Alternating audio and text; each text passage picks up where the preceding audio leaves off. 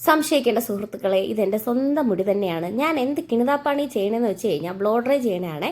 ഒരു ഇനോഗ്രേഷന് വേണ്ടി പോകണം.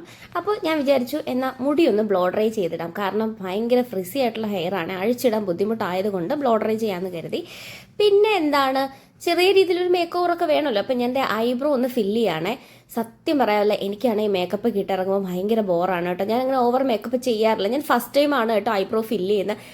ഫില്ല് ചെയ്ത് വന്നപ്പോഴത്തേക്കും ആണെങ്കിൽ മഹാ ബോറായിരുന്നു. പിന്നെ ഞാൻ എന്ത് ചെയ്തു, അതെല്ലാം കൂടെ ഒക്കെ അങ്ങ് മാച്ച് കളഞ്ഞിട്ട് നോർമലി ചെയ്യുന്ന പോലെ ജസ്റ്റ് ഒരു ലിപ്സ്റ്റിക്ക് ഇട്ട് ചെറിയ രീതിയിലൊന്ന് കണ്ണു എഴുതി ജസ്റ്റ് ഐബ്രോ ഒന്ന് കോംബ് ചെയ്തേ ഉള്ളൂ കേട്ടോ. അതെ, നമ്മുടെ ഐനൂസ് ആണെന്നുണ്ടെങ്കിൽ ലിപ്സ്റ്റിക്കൊക്കെ ഇങ്ങനെ തോണ്ടിപ്പറക്കി ഇടുകയാണ് കേട്ടോ. ഞങ്ങളുടെ ഡ്രസ് കോഡ് എന്ന് പറയുമ്പോൾ ബ്ലാക്ക് ആണേ. അതായിരുന്നു ഞങ്ങൾ പ്ലാൻ ചെയ്തിരുന്നത്. ഞങ്ങൾ ദേവൂസിനോടത് പറയാനായിട്ട് വിട്ടുപോയി. പക്ഷേ വേറൊരു കാര്യം എന്താണെന്ന് വെച്ച് കഴിഞ്ഞാൽ, അവളാണെന്നുണ്ടെങ്കിൽ നമ്മളൊട്ടും പ്രതീക്ഷിക്കാതെ അവൾ നല്ല അടിപൊളി ബ്ലാക്ക് സാരിയിലൊക്കെ വന്നായിരുന്നു കേട്ടോ. അപ്പം ഞങ്ങൾ എല്ലാവരും കൂടി റെഡിയായി സുന്ദരി കുട്ടികളായി. പിന്നെന്താ പറയണ്ട, സെറ്റായിട്ടുണ്ട് കേട്ടോ. കണ്ട, എല്ലാവരും ഒരുപോലെയായിരുന്നു ഡ്രസ് കോഡ് ചെയ്തിരുന്നത്. പിന്നെ ഒരു ഫോട്ടോസൊക്കെ എടുത്ത് എവിടെ പോയാലും സെൽഫി എന്ന് പറയുന്ന സാധനം നമുക്ക് ഇമ്പോർട്ടൻ്റ് ആണ് കേട്ടോ. പിന്നെ ഞാൻ കാറിൻ്റെ ഫ്രണ്ടിലാണ് ഇരുന്നത്. കാരണം എനിക്കിങ്ങനെ കാഴ്ചകളൊക്കെ കണ്ടുപോകാൻ ഭയങ്കര ഇഷ്ടമാണ്. കൂടെ ഒരു വീഡിയോസും എടുത്തായിരുന്നു കേട്ടോ. അവിടെ ചെന്നപ്പോൾ നല്ല തിരക്കായിരുന്നു. പിന്നെ ഞങ്ങൾ ആദ്യം അകത്തോട്ട് കയറില്ല, പുറത്ത് കുറേ സമയം വെയിറ്റ് ചെയ്തായിരുന്നു കേട്ടോ. നല്ല ചൂടായിരുന്നു, വെയിറ്റ് ചെയ്ത് പണ്ടാരടങ്ങി.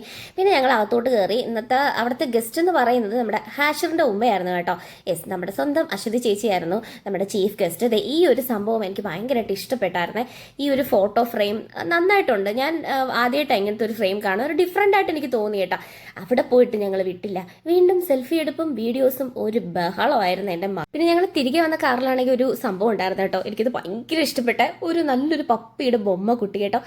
ഫ്രണ്ടിൽ ഇരിക്കേണ്ടതായിരുന്നു, വെറുതെ മിസ് ചെയ്ത്. അങ്ങനെ നേരെ തിരിച്ച് സലൂണിലെത്തി പെട്ടിയും കിടക്കുക എല്ലാം എടുത്തിട്ട് നേരെ വീട്ടിലോട്ട് പോയി. അപ്പോൾ ഇന്നത്തെ വീഡിയോ എത്തുള്ളൂ. ടാറ്റാ, ബൈ.